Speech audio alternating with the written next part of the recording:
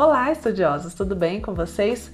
Hoje nós vamos conversar no trecho que eu li de um livro que me surpreendeu pela sua diagramação. Eu estou falando do livro, né, das coisas que você só vê quando desacelera. Eu li no Kindle, mas eu vou deixar a capinha dele aqui para vocês poderem dar uma olhada. Esse livro é do Haim Sunim, espero que seja assim a pronúncia do nome dele. E esse livro é uma coisa belíssima. Fora a diagramação, que é um show à parte, eu acho que eu não vou conseguir mostrar essa beleza dessas figuras para vocês aqui no Kindle, né? Talvez dê um pouco aí de reflexo. Mas ele é muito bonito. A escolha das figuras que comporiam esse livro foi muito bem feita. Parabéns aí para quem, né, pensou nesse livro com essas figuras. Então, eu li esse livro porque eu vi em um outro canal, né, em uma outra pessoa falando desse livro, né, que foi o Sam Erage. E eu fiquei muito interessada em lê-lo e comecei a ler e comecei a me inspirar muito, porque é um livro muito inspirador. Além de ser um livro muito inspirador, ele traz aqui conhecimentos para o dia a dia, assim. Ele é um monge, né? Então ele traz as experiências ali de monge, do conhecimento dele, da fé dele. E ele fala muito sobre o desacelerar, né? Eu percebo que até eu sou professora, então até com as nossas crianças a gente tem visto um acelerar constante, né? Eu sempre brinco quando eu tô fazendo aqui vídeos de YouTube que assim, as crianças elas já chegam em casa com uma leva enorme de dever de casa, né? Talvez exercícios, deveres que elas não vão conseguir cumprir naquele prazo, porque na verdade as escolas elas têm que cumprir o prazo delas, né? E aí acaba que a criança, eu particularmente acho que elas ficam muito empilhadas com muitas coisas, né? E elas deixam o fator básico, que é o fator brincar. Então, desde a nossa infância, nessa infância mais moderna, porque como eu sou uma pessoa 40 a mais, eu tive uma infância muito mais brincalhona, né? Eu tive muito mais tempo. A noção que eu tenho de tempo hoje é uma noção de tempo que eu tinha do passado. E isso muitos autores explicam. Me conta aí, se vocês já foram em algum lugar hoje, na atualidade, com a idade que vocês têm, principalmente para quem aí é 40 a mais, foi nesse lugar e já comentou assim com alguém: nossa, eu fui em tal lugar e achei que era muito maior do que eu imaginava. Isso é uma noção de espaço temporal que a gente tem lá na infância, né? Aqui em Brasília tem um parque que tem um escorregador muito famoso que as pessoas chamam de foguetão, porque ele é no formato de um foguete. E muitas pessoas da minha idade comentam o seguinte: nossa, fui lá no foguetão e ele parece bem menor do que eu me lembrava quando eu era criança. E é realmente isso, a passagem do tempo com a passagem do espaço, do espaço mesmo que a gente, né, habita, ela cria essa dissonância. E hoje a gente tem uma passagem do tempo muito mais rápida. Eu mesma, né, quando vou falar de alguns fatos com os meus alunos, eu falo assim: aquilo que a gente viu há 3 semanas atrás. Eles falam: ih, professor, foi 3 semanas não, já faz mais de um mês, né? Porque o tempo ele tem sido, ele tem nos consumido, né? A passagem do tempo tem sido muito rápida. Então esse livro, ele vai tratar desse movimento de você desacelerar para você poder curtir o belo, curtir as coisas que realmente importam. E aí eu selecionei aqui, como eu faço nos outros trechos, tá, gente? Alguns trechos que eu gosto. Então, se você também leu esse livro, pode deixar aí nos comentários, porque vocês já sabem, né? A gente precisa formar uma sociedade de estudiosos e a gente começa assim. E aí a gente vai conversando sobre os livros. Para quem está chegando aqui por agora, seja muito bem-vindo, mas aqui tem spoiler. Então, se você se incomoda com spoiler, talvez não seja um bom momento para assistir esses vídeos específicos do trecho que eu li. Nós lemos livros que não estão hypados, muitas vezes não vão ser livros aí que estão nos best-sellers de vendas. A gente lê livro que talvez outros canais não leriam e a gente lê livros de amigos também, tá? Então, A gente conversa sobre todas essas estruturas. Então vamos aqui para o nosso vídeo e para a nossa conversa literária de hoje, né? Então ele começa assim, ó, eu vou baixar minha visão porque eu estou olhando aqui no meu tablet, tá? Por que eu sou tão ocupado? É a pergunta base. Por que eu sou tão ocupado? E o engraçado, sabe o que que é? Que a gente se ocupa da nossa vida e da vida dos outros. A gente quer resolver os nossos problemas e resolver o problema dos outros. Quem nunca? Quem nunca? Quem nunca já se pegou aí fazendo alguma coisa e pensando, gente, isso não era problema meu, eu estou resolvendo, eu já tenho a minha ocupação diária e estou arrumando mais ocupações aqui para minha vida, né? E aí a pergunta inicial desse livro é simplesmente essa: por que que eu sou tão ocupado? Eu quero que vocês pensem aí, por que que vocês são tão ocupados? Será que tudo que vocês estão fazendo é realmente de vocês? Ou vocês estão catando coisas dos outros também para tentar resolver? Prosseguindo. O mundo não é objetivamente alegre nem triste para produzir um sentimento correspondente em nós. Ele trata aqui nesse trecho sobre as ilusões do mundo, né? Do nosso sentimento de tristeza, do nosso sentimento de alegria, né? E aí eu vou lá para o professor Clovis, que tem a seguinte frase: a alegria é um instante. E eu acho essa frase dele fantástica porque é realmente isso. E às vezes a gente perde aquele momento da alegria. É inacreditável. Ou porque a gente está no celular, ou porque a gente está distraído e hoje a gente vive no mundo das distrações e a gente acaba perdendo aquele momento, né? Então vamos nos ligar mais nesses momentos de alegria. Os sentimentos se originam da projeção de experiência subjetiva da nossa mente no mundo. O mundo nunca reclamou de estar ocupado demais. Será que o mundo já disse? Eu estou ocupado demais, não vou fazer isso porque eu estou ocupado demais, né? É até bíblico que Deus criou o mundo e ele teve um dia para descansar. E por que a gente, né, também não tem esse momento do descanso? A gente quer abraçar o mundo com as pernas.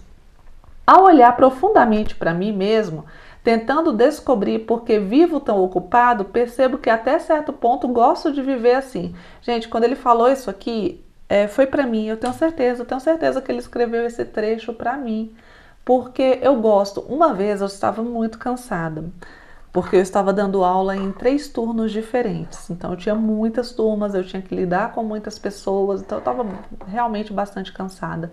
E eu comentei com a minha sobrinha, eu falei com ela assim: eu tô tão cansada.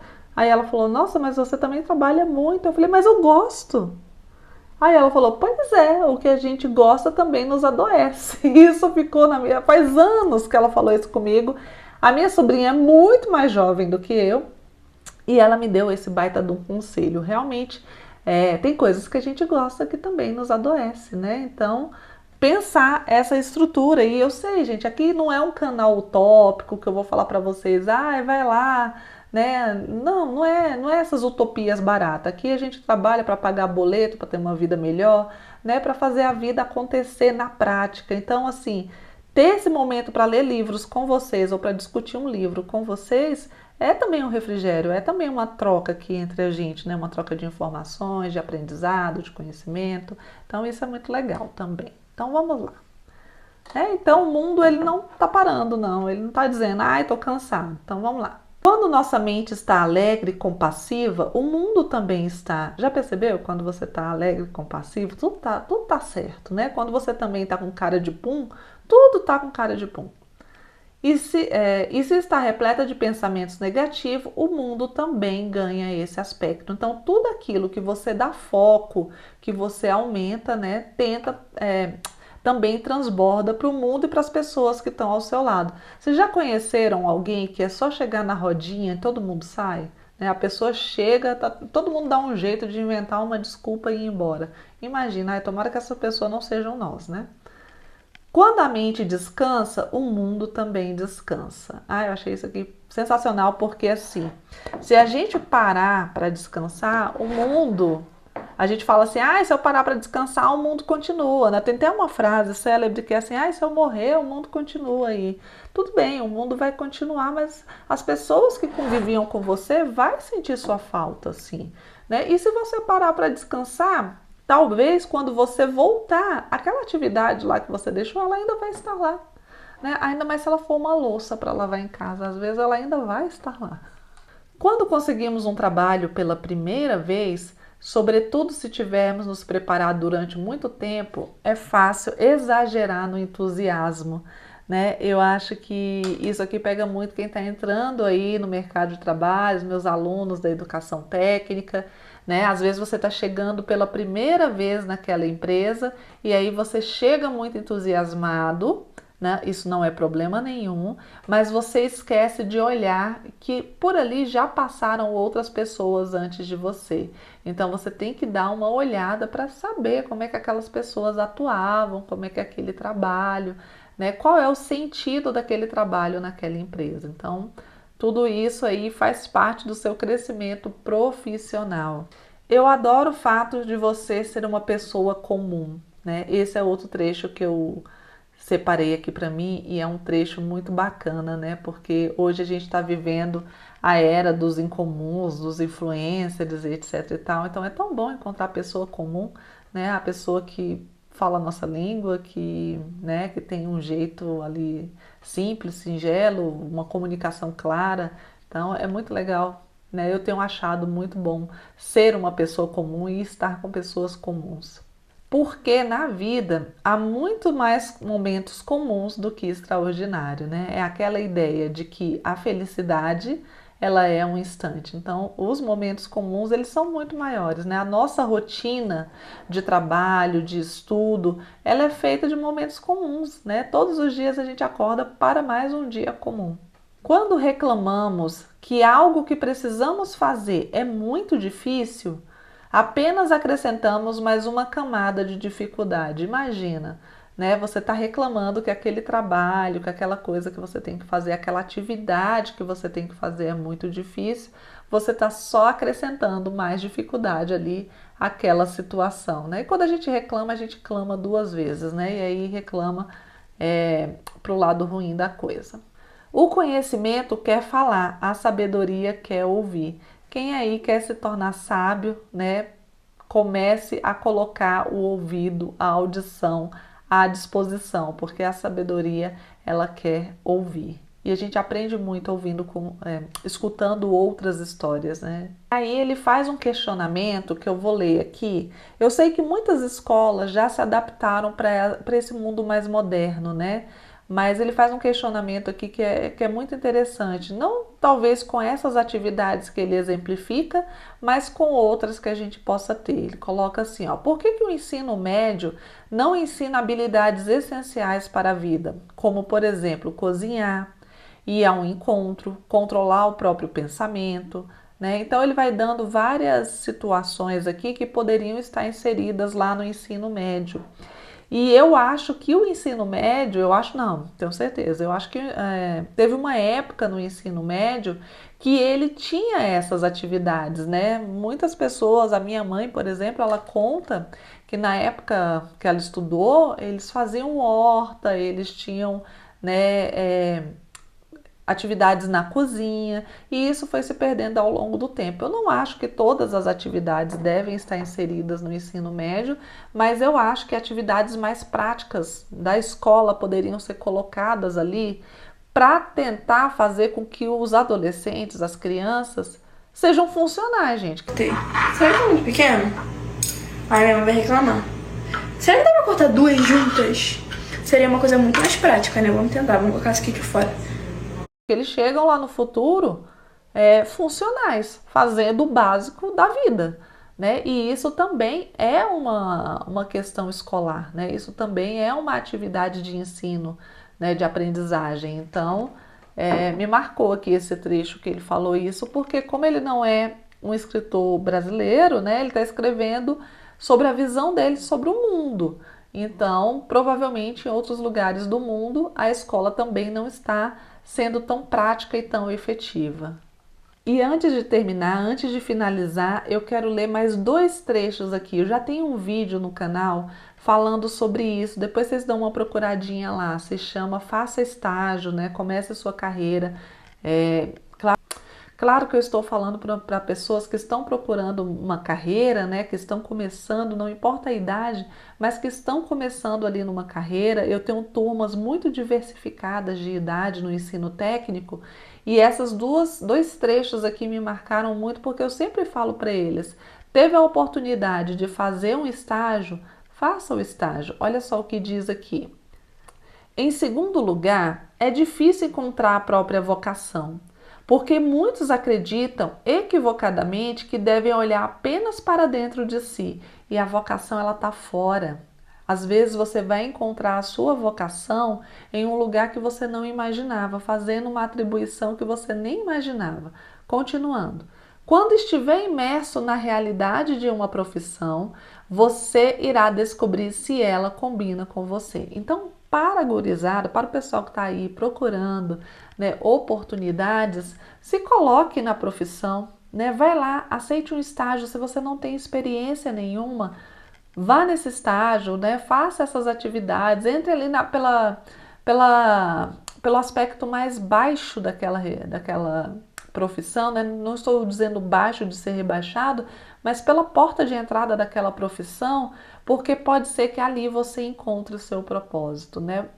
Por exemplo, para secretários, eu não vejo nada demais da pessoa começar como recepcionista numa empresa. A pessoa não tem experiência de nada, ela está começando ali, isso vai te dar fôlego para você ter um dinheiro e continuar estudando. Isso vai te dar forças para aprender a interagir no mercado de trabalho, vai te dar uma perspectiva do mercado de trabalho e, gente, isso vale para qualquer idade, para você que está fazendo uma transição de carreira, para você que está começando uma nova carreira, se coloca no jogo que o seu propósito, a sua vocação vem. Então, experiências de trabalho abrem as portas para uma oportunidade de carreira que você nunca considerou. Por fim, não escolha sua carreira com base no que os outros vão pensar da sua decisão.